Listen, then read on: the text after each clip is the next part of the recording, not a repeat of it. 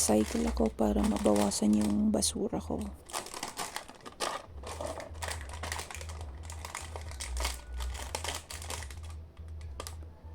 Ginugupit ko yung dulo kasi matigas pag guguntingin ng maliliit. May project kasi yung pinsan ko dati. Ganito pinagawa ng teacher. Since marami ako time ngayon, kaya nagagawa ko yung hindi ko nagagawa dati. Isa pa, para malimit yung paggamit ng laptop.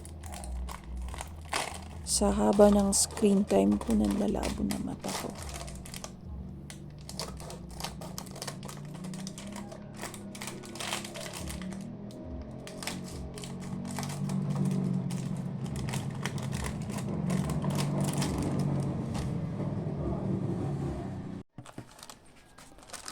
Ito, huhugasan para malinis at walang amoy.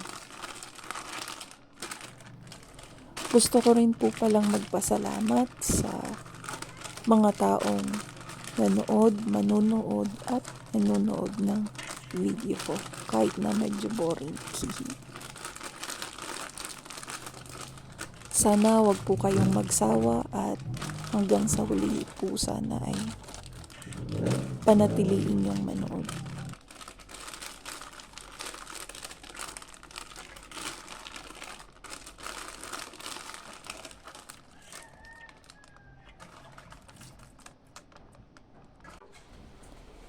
Eto, patutuyuin lang po. Saglit lang po yan.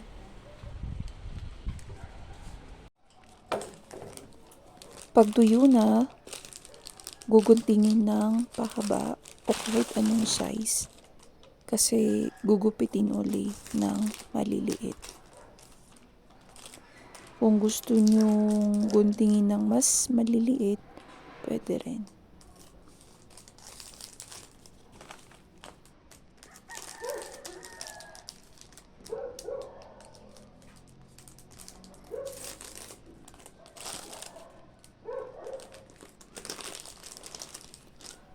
Fino-fold ko para pareho yung size niya.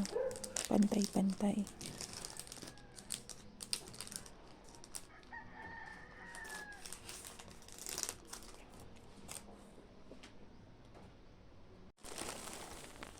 Ito yung ginunting ko nung una. Ganito po yung kalalabasan pag ganyan po kahaba yung paggunting natin.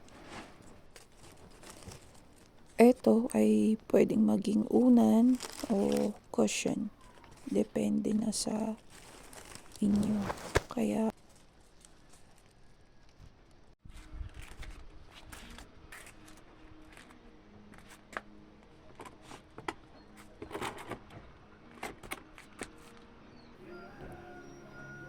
magpapainit muna kasi kahit tanghali na malamig pa rin.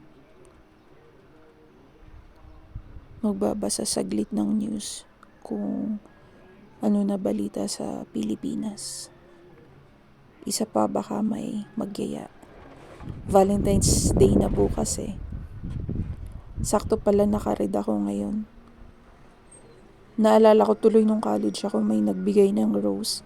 Hindi man lang sinabi o sinulat kung kanino galing. Hanggang ngayon hindi ko pa alam kung sino nagbigay.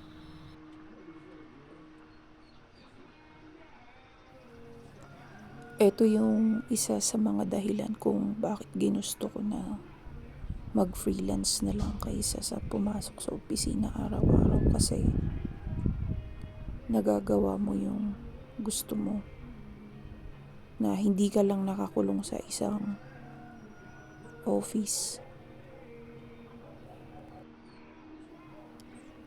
Dito kasi sa amin, lalo na sa probinsya, hindi pa masyadong kilala yung freelance. Akala siguro nila ayaw mo lang magtrabaho. Mas maganda naman kung may trabaho ka kasi may pera.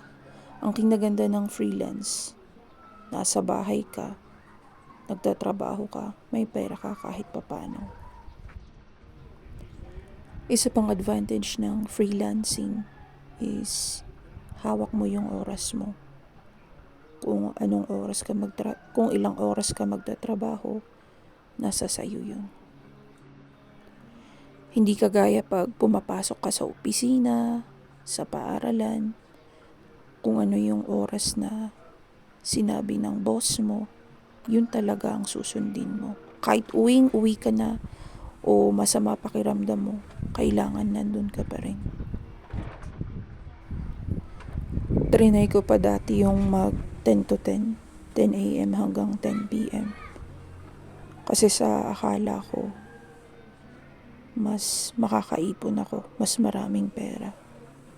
Pareho lang din. Kaya, I decided talaga na mag-work from home na lang, tas freelance.